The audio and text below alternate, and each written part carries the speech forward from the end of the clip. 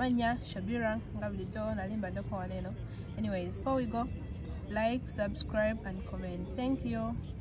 Tulina omuntu waffe kabeyanjulireko tugende maaso. Amanya n'eddoboozi ssebo. Amanya n'eddoboozi mpitibwa Ustaz straight out of Dubai. Naye ng'akaala amatendo katwe.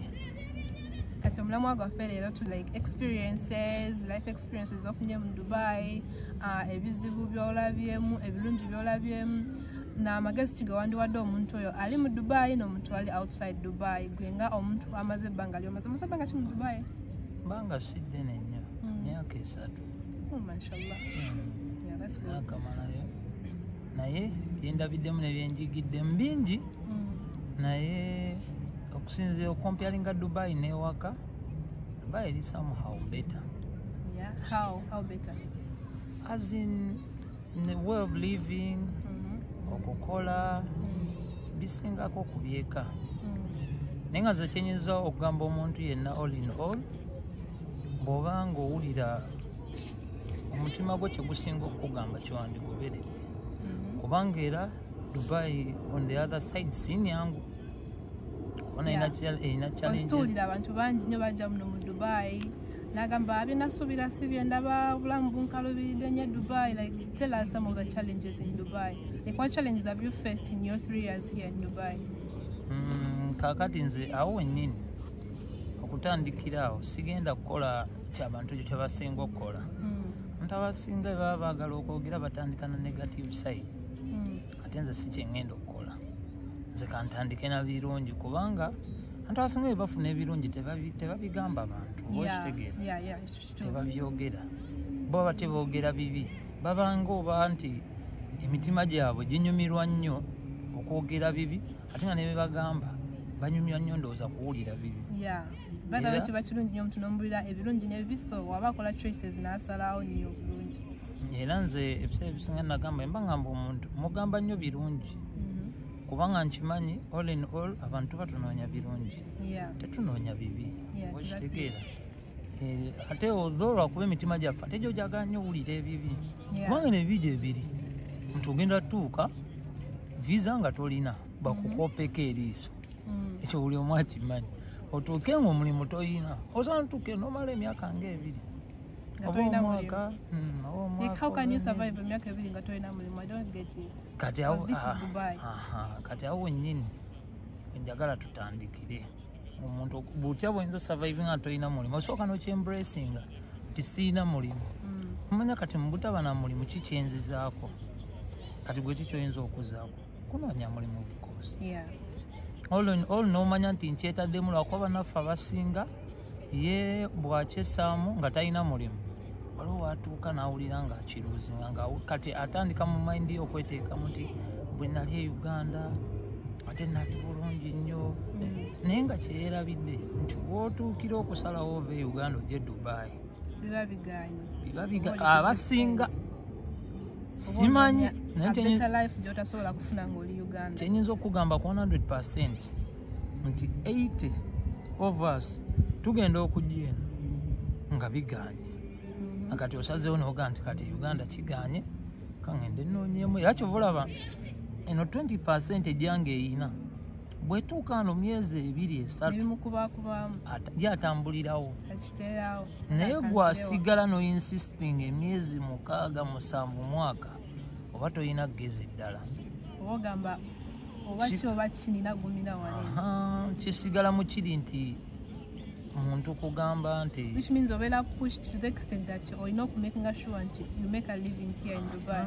Kubanga negye tuveeyo waliwo abantu bwe tuvaayo waliyo abatubalirako oba okitegeera abamu tuvaayo bakazi baffe abaana baffe bazadde baffe baganda baffe sina kindi n'emikwano gyaffe ovaayo nga gikubaliddeko ate tuvaayo nga naffe kenyini tubasuubiza nti bwe ndigenda ngenda kukola kino ndigenda naye nze kye nalaba kyenyinza okugamba ku nze nti bw'oba ova e Uganda jjukira Uganda nga bw'ogimanyi ensi eno abantu abasinga omuntu oyinza omuga nti can you imagine Dubai bweri jjukira tajjanko tagimanyi takola kati omuntu waba agikuba mu kifaananyi nga tagijjangamu abalowooza nti agenda mujana nti kintu kiri awo kyangu kiri we difference ne Uganda naye nga kumbe maama ogenda otuukawo nga Dubai ne Uganda tebirina njawulo just way of living n'abantu engeri gye beeyisamu engeri olina okuhasolinga mute Uganda nayiyibiranga wano kati eno olina kuyibiranga wano eno ate of which nze kye nalaba ekisinga challenging e Dubai e Uganda oba oyiriba naye ng'oluusi olina n'abantu bosobola okubira nti mpeereza y'ebiri naye oba tubakubidde kuwa ssente naye bba osobola okwogira nabo ne bakamfatinga nti katugeze oyinza okuva ku mulimu oba boosi wakugiza oba bakugobye ku mulimu nodde ewaka katugeze kati nga ffe abalina abakyala nodde ewaka n'omugamba bangobye ku mulimu oba okitegeera nakamfati oba baganda baffe n'okubira mugandawo oluusi abalina abazadde n'okubira maama oba olina taata n'okubira taata ne bakamfatinga kati ate Dubai kyetutayina gwe family gwe mama gwe taata gwe bukimu so just have to be strong kati ovuki ffe wane Dubai olaba ekiriwo ffe tetulinga zino bano bannaffe abalala bano abaki abeeru bano abeeru sijja bamentioninga abamu bamanyi abeeru bali bata nga bulaba ba Philippine ba Nepal bano abapakistani baki nti bo kyebatusingayo bajja wane Dubai baleeta families zaabwe nekyebakola bo baddira Dubai ne bamufuula famire yaabwe ate ekisinga otumenya ffe Dubai tetumufuula famire ekyendabakwaba abantu nti bwe baba baze wanene Dubai ye agamba how am I going to live comfortably in Dubai? I need my family. So now making sure nti family address wane Dubai oba atya and the bad thing about us we tujja waneno we come to Dubai to make money and go back home, which is very hard. Fe Dubai tumufuula kiri edda we naliko Uganda yonakawulira tumufuula ng'ente gyota wa muddo naye ng'ogyagalamu amata kati fe kyetukola Dubai katutuuka oyagala okama ente nga tevaamu mata kati oba tevaamu mata golooza yegenda gajjawo kitegeeza nayo kati erina kutabukira ekkuba etteke ekulage nti tonkama ate obuwiki bwekugoma nti tonkama nawe enjala eba ejja kuluma naye bali bannaffe bo beereeta nti so that onoomu ne baba bamugobye ku mulimu alina abalala ate afuna nakiri kyenkugambye nti alina abamukamfatinga oba ekitege addayo ewaka n'asanga omukyalo oba n'asanga abafamire oba baganda be ne bamugenda mugamba weetuli noonya omulimu niffe wano e Dubai tujja ogenda olaba omuntu ekinene nnyo alina abantu aba n'abalala babiri ye n'abalala babiri beno nti oyo ne baganda be babiri kati bannaffe abakisussizaamu nga ye talina oba oluusi bugumiikiriza oba si ekyo bwaba yajja nga ye muwulu n'afunawo n'omukyala wano kale bakyobola bo abalina abakyala okimanyi nti 70% of bakyala be Dubai abeera nawe ng'olina omulimu nze ekyo sikiwagira nga no like I'm not saying that nkiwagira but it's the mere fact that abasinga obungi omulimu egugwa wagenda kubeerawo myezi 2-3 akuviiri ekyo nakyo weekiri eyo nayo sayidi gyeri sijja gigendamu nnyo kuba nga nze bwe nakugambye nti nze ebiseera byange ebisinga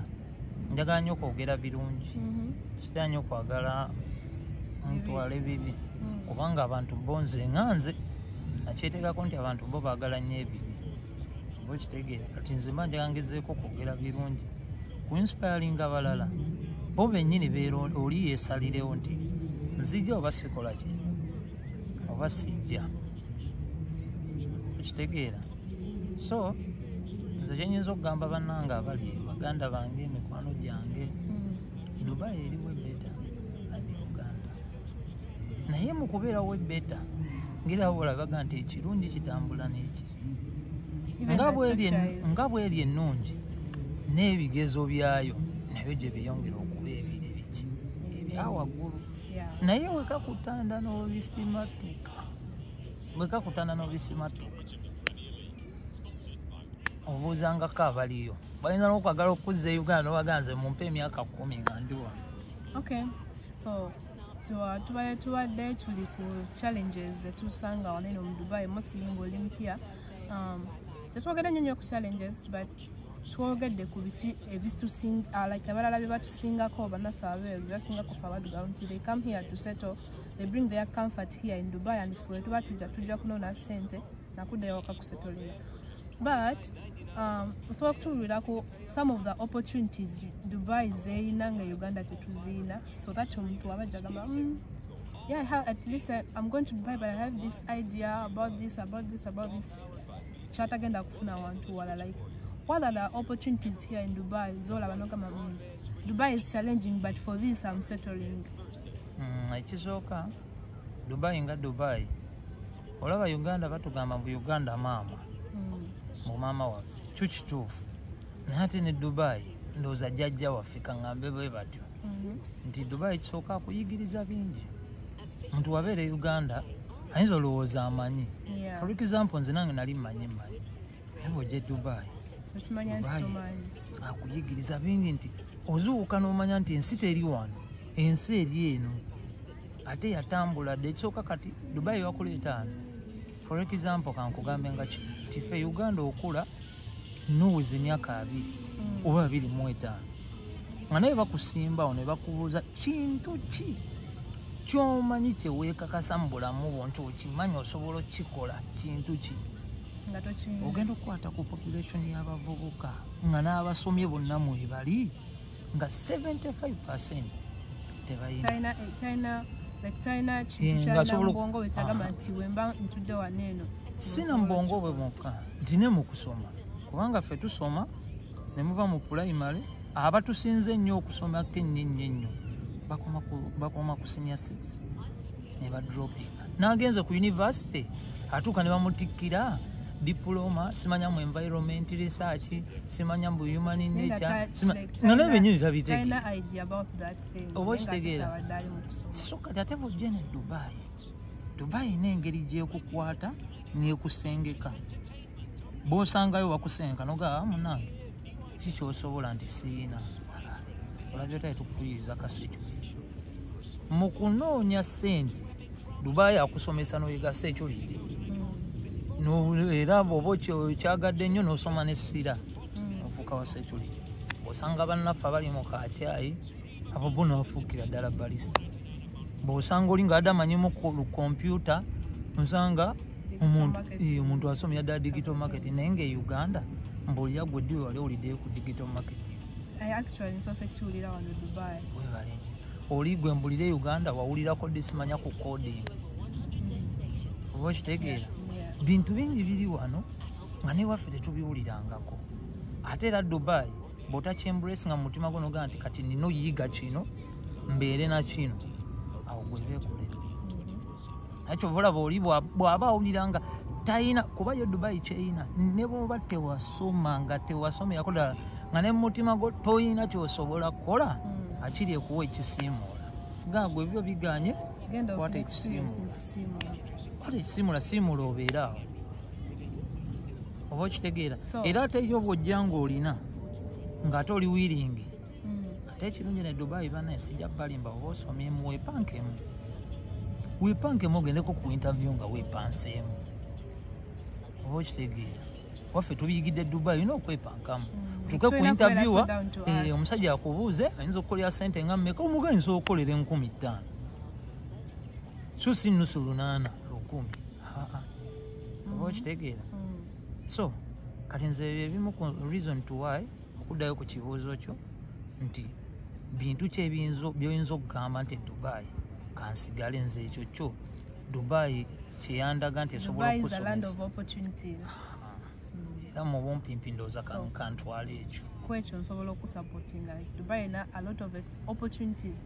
Bwena ekintu kyolaba n'okinyoma n'ogamba kino kiri so cheap. Osobola okulaba omwana ng'ate kyakoze ng'experience yagirina mu ekyo ng'ate akifuniddemu emirembe n'okusinga gwe bw'okirowooza bw'okirina mu bwongo bwo. Kubanga nze waliwo omulimu okubonaabona kubawo yafanyi naye ndowooza tubonaabona lwakuba tuba tetunnaba kumanya wa olina kukwata nti wenaakwatawo nti ngenda kufuna kinene, wenaakola nti ngenda kufuna kinene. Like tujja ne expectations nnyingi ne tulabira nti neno nayo wabeerayo bantu like bantu nga ffe si bamalayika. I think kyekisinga okutubonyaabonya ennyo nga tuze wano eno but wokizuula nti so this is it nokkiriza reality nti wetoweeri nosalawo gamba nti kati I'm going for this nokiteeka mu bwongo obwo kituuka nekitereera. Anyway, Dubai enyigamu yafaina abasinga bagamba Dubai enyiga ya naye ate era Dubai etereera. Like Dubai nze kintu kyensinga okwagala ku Dubai nti osobola okuyingira Dubai ng'oli kadaama nofuluma Dubai ng'oli general manager ng'oli like ekuwa opportunities kyotasobola kukola mu nsi ndala because Saudi wogenda ng'oli maid ogenda kukola emyaka emeka tewaliwo budde bwa kuimprovinga nti ogenda kuva kuba maid ogende kuba clean ove kuba cleaner osomeyo kakosa ogende kuba assistant nursing saachulira kasatu. Anyway, simanye sawa zine nova kije kiri but banga inabeera saachulirako wakubirako Saudi that's not the case here in Dubai. Jono Dubai nokola nofuna mwaka senteko noka kino nchukoye just yali by the way kangende kuchine ekirala n'okikola like opportunities ziri nyama ddala paka wawulira wagamba nti lwewala eno Dubai ezikuwa kyekirungi. Anyway, kyekintu kyokka kyensobola ogamba omuntu nti Dubai ensonga gyensobola ogamba nti jangu Dubai because Dubai awo wenyini ajja tusimba wakati nkwongereka awo wenyini ekigambo kyoyogedde noga nti Dubai bannaye by the way waliyo nakino ekintu osobola okujja nga bwe twogedde nga tolina kyomanyi n'okola omulimu n'ogufunamu ssente na buli kimu naye nga teguba nk'omulimu gwo gw'ebirooto nga by the way n'ojja n'ogubeeramu n'oguyingira n'okola na buli kimu era oli wakulaba ng'asobola n'okwenyumirizaamu n'okwegomba n'akwegomba nga si mulimu gwo gw'ebirooto ng'ogw'ebirooto olina mulala nnyo naye ng'ogukoze ebbanga lyonna kati for example nze kankuyo ng'omulimu gumu nze Uganda saagulabako ng'ate ne gundi naziraba kati wano ng'omulimu gwa lifeguard ng'omwana ajja abeerawo ku swimming pool n'atuulaawo n'abeerawo ne Dubai mirimu nga mulimu ddala naye ffe Uganda twabeeranga e Uganda nga ne lifeguard ku swimming pool tomulaba oba okitegeera nga oli akwata swimming pool nene eva kuno n'eri nga nene lifeguard yennyini taliyo naye Dubai otuuka swimming pool emu eriko ba lifeguard nga bataano oba okitegeera naye all in all Dubai is a land of opportunities and Dubai ekirungi kyeyina buli omwe muwa opportunity tebagenda gamba nti wajjanga kadaama tetugenda kuwa chance esoma bwa assistant nursing bakuwa opportunity n'okikola n'ogenda mu field n'onoonya omulimu nebikulema nga bikulemye bulemi naye nga opportunity bagikuwadde because singa tebatuwa opportunities bandigambye abaddugavu temuddamu kusoma eno koosi tugirekera abeeru betwagala biganireyo mu field naye nga bagikuwadde opportunity egezaako ekirungi Dubai kyeyina ekirala kati kyenyinza nze okwogerako ekirala okuddayo ku kibuuzo ekyasookedde ddala nga kati ngenzeeko ku negative side. Negative side reason number one gye nalaba lwaki abantu Dubai tuchallenging naye tufuukira ekizibu nga bwenza bwe nsoose okugamba nti ebirungi nsoose okuwaako bitono si bingi nti yo Dubai eri open to anyone jangu bo bakwaniriza teriyo gwe bali bagaye nti tetukwaniriza naye obuzibu obusooka buli kuva waffe ewaka ddala ku baganda baffe abo abamanyi Dubai both abali e Uganda n'abali wano abantu abo tebatubuulira kikiri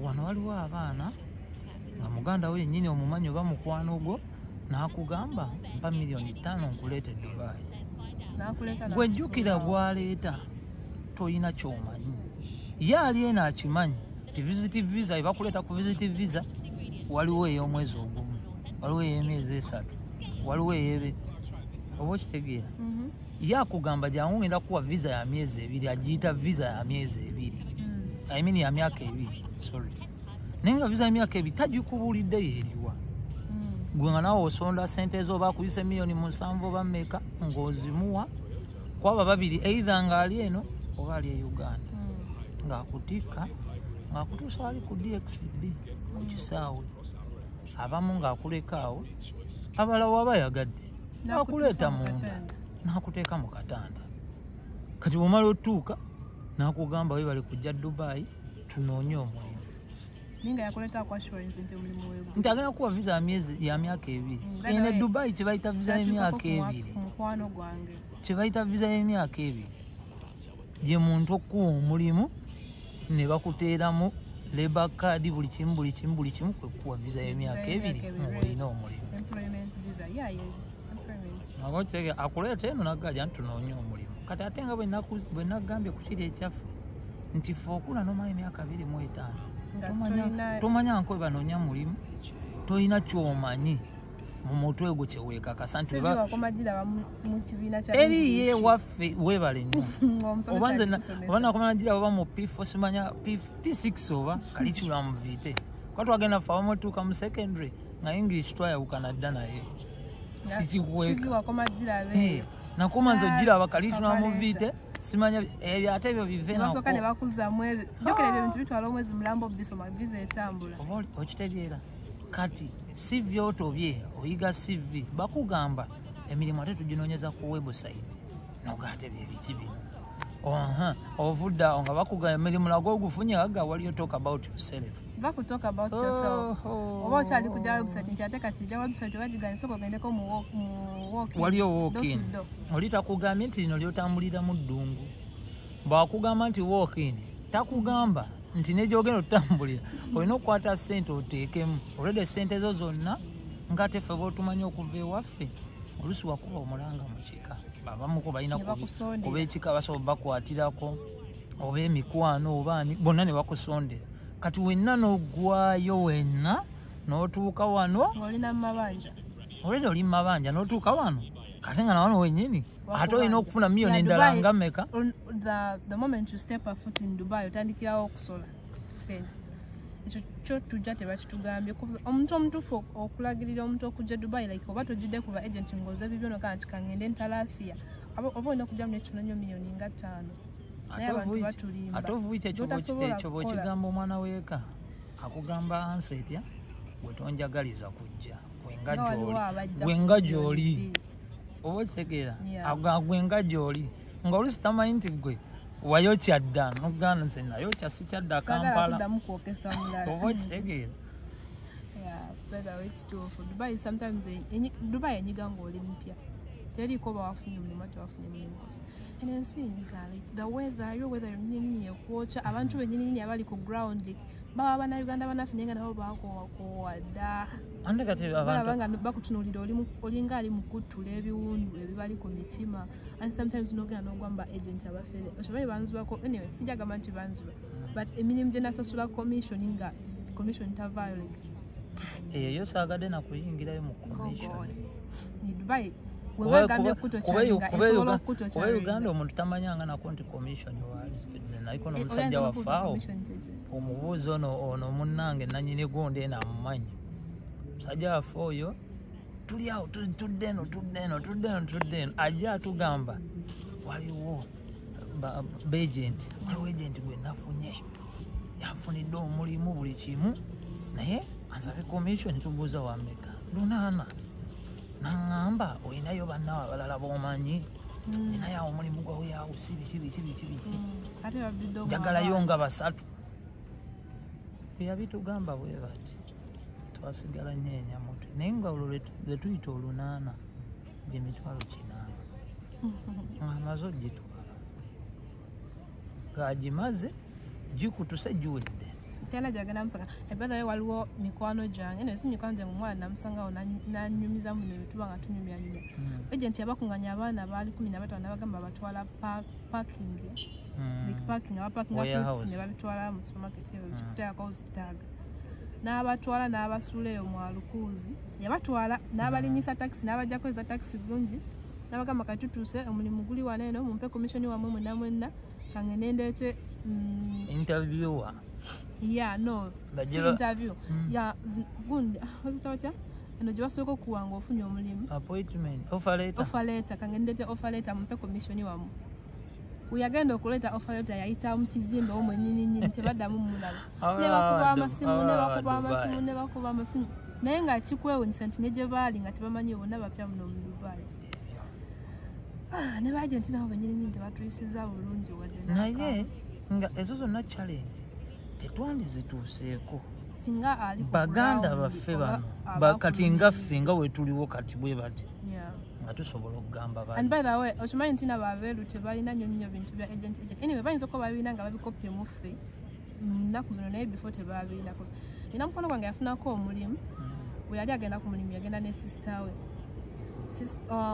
boss n'amugamba omulimu oze era nkusiimye tewandibadde mubinayo oze ne agent nzesagala ba agent babba abaana ssente omwana n'otuuka omugamba nti oba sikusiimye genda nagaba nasasudde komishoni wange nyamba tongoba nakubira story nga so touching n'osigala kubeera naye ng'omukozesa just because wamusaasire nesigama nti omwagadde ddayo n'afiirwa omulimu naye nga toli yali sister naye yali alowooza agent so ne baana abantu abatukozesa nabo tebagala nnyo bintu byaba agenti ebyo so singaffe ngaffe bannaffe ffe bannayuganda bannaffe bakale ffe baduga bannaffe tufunamu omutima gw'okweyagaliza muffe mu kusooka netusooka ne tweyagaliza ne tulyoka this is money zigwawo ne woba sente mmeka ne woba sente mmeka organize kwesa zigwewo nze kyemmanyi ku sente ne bw'oginyumirwa kati nga wagifuna mu makubo mabi era paka omala n'ogisasulira anti zo sente kyeziyina katonda kyeyazikolera woozijja mukuba woozijja awo wenyini oba toyagala vaawo awo wenyini kati ofuuka mugayavu n'ofuuka mubbi